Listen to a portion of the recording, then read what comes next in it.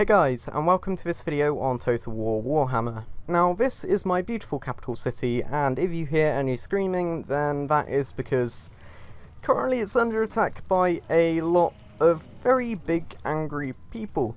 So this is my first ever proper experience with Total War, and it's my first exposure to Warhammer, the Warhammer universe, something I've been interested in for ages, but is so full of lore and depth, and it's so developed that it's intimidating if I'm perfectly honest. And this video is about how I found my experience with the game, because I'm sure a lot of you people are in my same shoes and like have never played Total War and you don't know shit about Warhammer, so you're kind of thinking, is the game for me? And this video is to hopefully answer that question.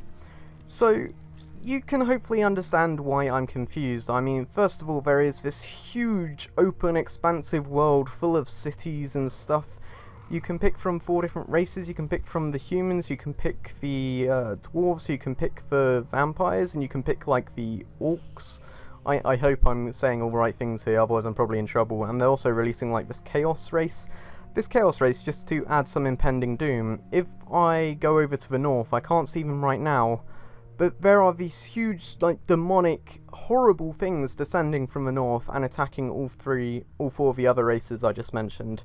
So we're gonna have to kind of band together to defend against those, but meanwhile, I've got a few more problems on my hands. So, I mean, if you play Total War, you probably recognise a lot of this, but this video is for those of you who haven't, and you're probably finding a lot of things confusing.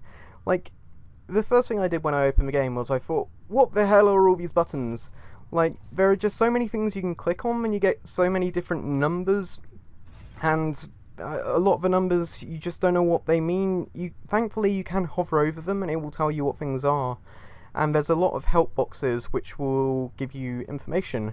But other than that, unfortunately there is no real tutorial, and because of that, your first few hours of the game, hell, your first few attempts at the campaign, are just going to end badly. And hell, this one, I'm now on turn 60, and my capital city is under attack. I'll tell you what happened in this playthrough actually. I started in this capital city, and then I started spreading a bit, and I made a few alliances, but ultimately I was attacking the orcs, or rather the greenskins, because they were pretty much surrounding my city. So I created one really powerful army, which worked really well, and I'll just actually quickly go to this army so you know the state of it now. This army was just used to defend one of my other cities, and this army is full of really powerful units. They've got a lot of experience in battle, they've won a lot of battles. This guy is rank 12, which I'll get into later. But I sent them south, and I gradually conquered lands along the way. That place was mine, that place was mine, that place was mine, that place was mine, this place is mine, that place was mine, and that place was mine, and that place was mine shortly, and that place was mine. But now, I sent my army south, they were like here, but then not only did loads of armies start coming in and taking these places back, whilst my army was just like finding their feet through forests and stuff and getting lost, but suddenly greenskins came in from the north, and I had no army here, so I quickly tried to make a second one, which is now currently garrisoned in the city. But this army is very weak, they've got no experience in battle at all, so they're not the best defensive force, but that's generally the state of my campaign right now. And I'll quickly go back into the UI and how confusing it is. Like, there's so many things you click on. Well, no, you don't even know what to click on because you don't know what's valuable to you. And there's no tutorial that kind of tells you what the buttons do. You just really have to experiment and find out for yourself. And that's probably not what you want to hear, but that is the reality of it. As I said, there are help pages and help panels, but who is going to buy this game for 40 odd quid and then sit here clicking through all of these? You're not going to want to do that. You're going to want to get into the game and you're going to want to play it. So unfortunately you just kind of need to do it by trial and error and find out things over time. Like, if I actually click on my city, if I can find it through the enemy forces, like, all these buttons, I had no idea what they did, I have no idea what they were. The whole garrison, I was like, what are all these units? When you hover over a unit, there's all the stuff at the top left, I'm pointing at it so you can see my finger. But you see all these things like charge bonus. What the hell is a charge bonus? I have no idea. You see that little gold symbol? What does that mean? The symbol to the left of the gold symbol, what's that? You can take a guess for a lot of things, but there's a lot of things to take a guess at, is what I'm trying to say. So as well as for city, I mentioned you have all these buildings, and I can't show you right now because I've filled up. Oh no, because this city is under siege. I'll find you a city I do have. Blackcrag, there we go. This city just got attacked and I had to do huge defense, which I'm going to show as a separate video because that was one hell of a defense. But if I... you know what, I will cancel construction just to prove my point. There are like 4 different trees of buildings. So there's like military buildings, there's military support, there's defense buildings, and there's infrastructure. And all these different things do different things, and if you hover over this, it's like it gives you 15 growth and 2% casualty replenishment rate. And I was like, what the hell is growth? What's that good for? What the hell was the point of earning timber when I could earn money? And then there's like public order, and there's surplus, and there are so many things that it is overwhelming. It is overwhelming in a way that unfortunately isn't good, because I guarantee it will put people off. And unless you can stick through that like I have, you are going to be put off and you're just going to be confused. But when you do stick through it, and when you find out what the hell these little icons are, and how you build these other buildings, and what like city ranks are, you find out things one by one, and then eventually it all just comes together. And Total War is renowned for a reason.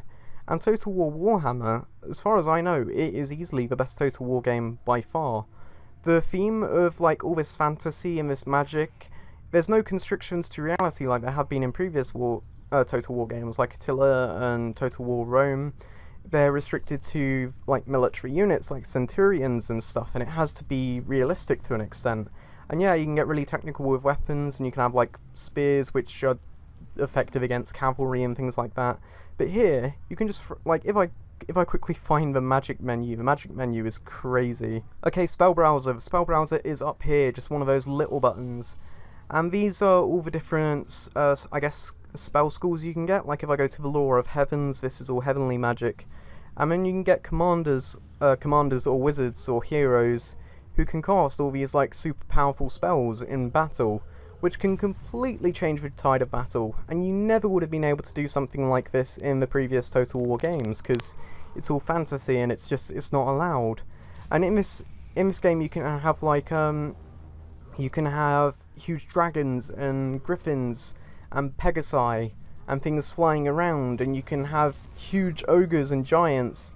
It's just, and like undead armies and everything, and each faction feels so different as a result. Like dwarves, their playstyle is having loads of defensive structures and artillery and stuff. But I think you get the point as far as how complicated all this is, and I won't go into that too much. There is the building browser somewhere which like shows you all the different buildings available, and there's the technology tree, you can research all this stuff. And then again, you hover over it, and half the things you won't understand if you've never played a Total War game, or if you don't have any experience with Warhammer. It's just going to be very, very confusing. But beyond all that, as I said, the game is really, really good. And even if you're not playing for victory, like even if you don't want to follow all these missions and you don't want to conquer the land, you can just play and form your own story, kind of like I've been doing. And you can have a damn good time whilst you're doing it. You can completely ignore diplomacy and all those things, and it still works. Okay, here's the building browser. This is like, for the dwarves alone, these are all the buildings that the dwarves can build. And each race has loads of, like, each race, this would look completely different, as well as the technology trees, because they specialise in completely different things. Like the vampires can raise dead and stuff. The Empire, the humans, are all about like diplomacy and shit, as far as I know. The vampires like can corrupt cities and stuff, and the Chaos race, God knows what they do. And the Greenskins don't even have cities, they just move around as units, and then they can summon like these huge guys, and they're like little settlements in their own. It is crazy the amount of depth and complication there is to this game. But I'm out of breath, so I'm going to tone it down a little bit and show you what the combat is like. So, as I mentioned, my capital city is under siege, and this is very much the end of a campaign, I reckon. In fact, no, that's my backup army. You know what, I want to get my actual main army to go into combat.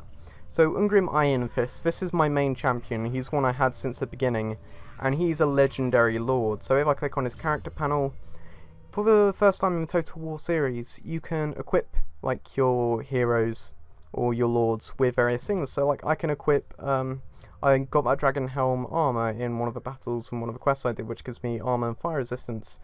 You can equip various weapons, and I got like a Sword of Strife, which gives me more melee attack. All of them have lore associated with them, which is cool. You can get enchanted items, so I've got a Potion of Strength, which increases weapon damage and missile damage, but I've got Potion of Toughness, and I've got a Iron Curse icon. And then you can get different followers, which give them more buffs, and they develop traits over time. So the fact you can develop your Lord, and you can basically level them up, and you can level them your own way. If I go into the skill tree, there are various different skill trees. Like this one is all about campaign movement and stuff, and like I guess utility skills. This one is more about being a lord and inspiring other units, and this one is about just being a badass on the battlefield, like giving him more health and giving him skills and making him do more damage and stuff.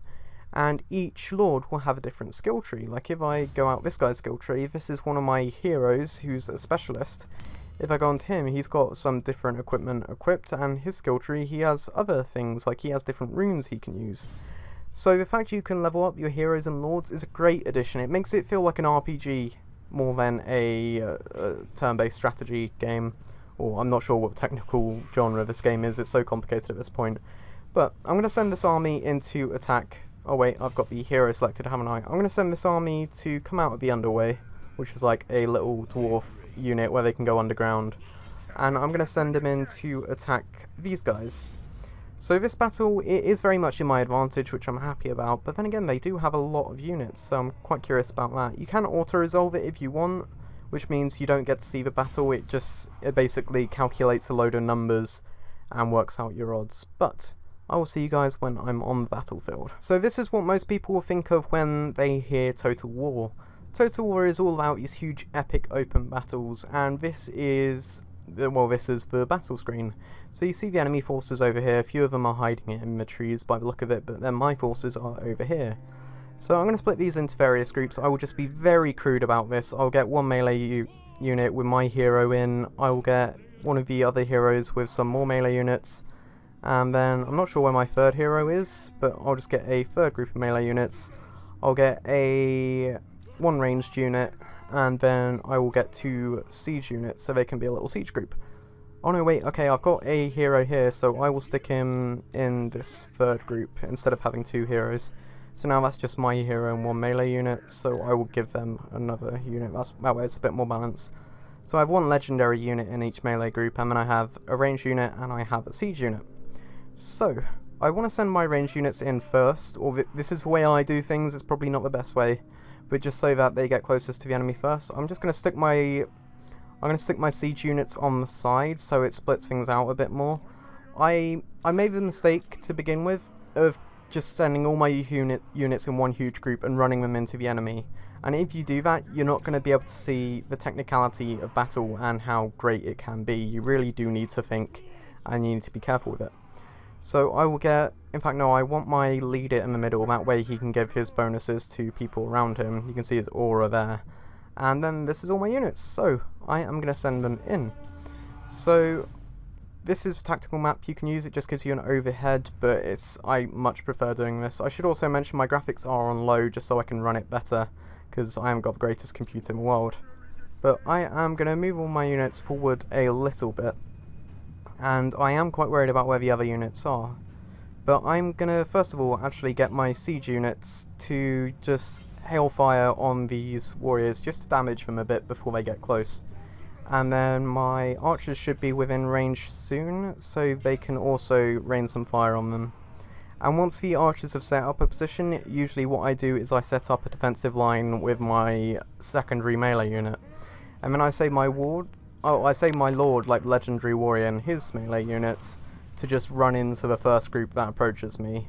These guys, meanwhile, I'll actually send them in as the first group of attack. And here we go, this is what I didn't anticipate, so I need to stop their advance. And this is actually a lot of units. I've been pretty reckless. So I'm going to redirect these guys, and I want them to attack this huge group over here, because they will most likely do a lot of damage. And then I probably want to get these guys to chase after the archers. I don't want archers sitting on the sidelines just wrecking me. My hero... Alright, I'm actually going to pause this here for a moment. and just look at the situation. So I've got my siege units firing in over here, that is fine. I might take a bit of friendly fire as a result. These archers, I think I want to focus their fire on these units. In fact, I'm going to focus them on the archers back there just to whittle them down.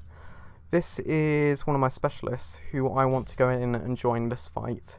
And these guys are probably going to get overwhelmed pretty fast. It looks like I have 4 melee units there, but they've got archers firing on them and everything. So this is one of my situations where I probably want to use a skill. And I've got lots of different skills. This one will give him armor piercing damage and vigor, and it will increase his charge. I should have done that before going in. Foe Seeker is an augment, a cast on himself, another charge bonus, and a speed bonus and a vigor bonus. Was that just the same one? No, they've just got very similar things. And then this one is the useful one, which will just increase his melee damage, and this lasts for 40 seconds. So I am going to cast that, and then I am going to get him to... you know what, I'm actually going to get him to charge into this group of soldiers. Because if he comes in from behind, then he will get a flank bonus and do a lot of damage. So as soon as I send him in there, he will charge in, he will do a lot of damage, and then I'm going to send him around to attack these guys. So I think that's about time to unpause. You can watch the battles in slow motion if you want, which is great. And like the battles, if you just zoom in and imagine this on high graphic settings, even on low graphic settings, it looks incredible and epic. And like you can watch the boulders come in, you can watch them fuck people up like that. And then I just want to see this guy come in, so I'll speed it up a little bit. He's got his charge bonus. He's actually pulling one of the other units in, but this is my legendary hero, and he will really fuck enemies up. Like, legendary heroes have the power to completely turn the tide of a battle, and if they are a magician, I'm actually forcing them to retreat. They are just straight up scared of my power. This is great. But yeah, you can imagine if you have a wizard, then the spells they cast, how they can turn the tide of battle. Like, you can get a fiery tornado to summon into the battlefield. It's just, it really is incredible. Alright, I need to reroute my forces. I'm just gonna get my ranged units to attack the remaining unit, then I'm gonna get my warriors to chase off people. Because if I chase them away, then I won the battle. Like, if they just run and I get them to leave and they split up and their morale goes, then they're as good as defeated. Right, it looks as though the archers are actually turning on me here, and I don't want them to do that. They've also got a lord here, so I'm gonna get all my ranged units to attack the lord.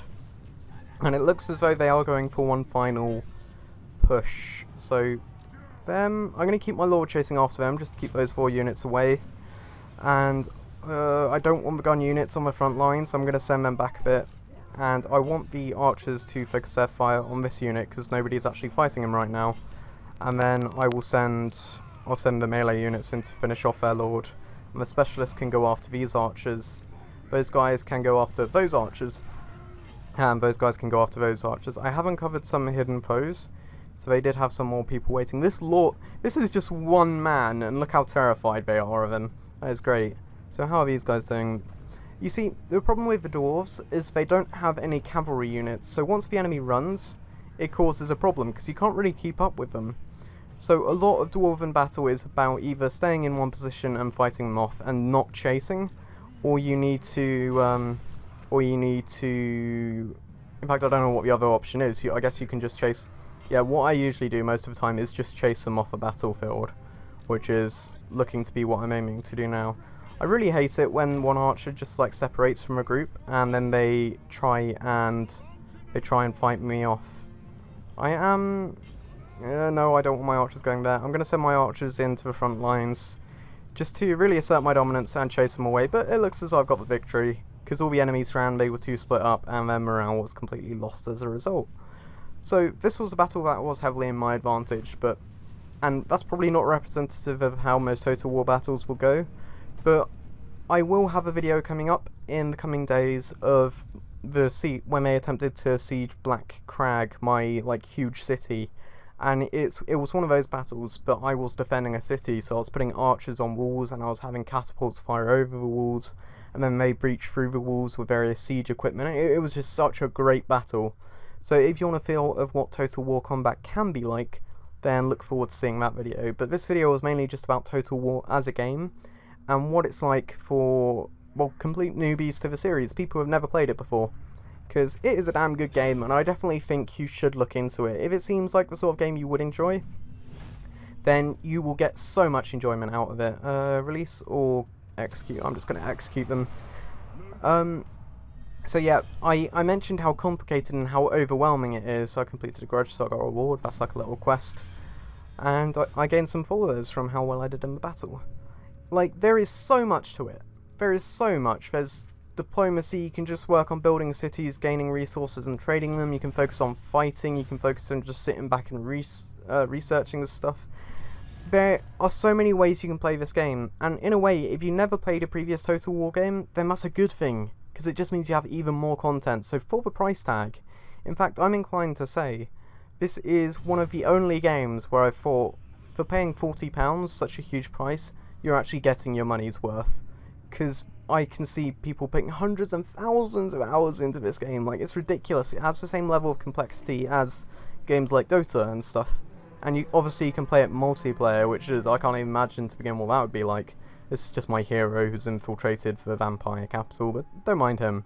The map is huge, the factions are also different, and it's a great game, honestly.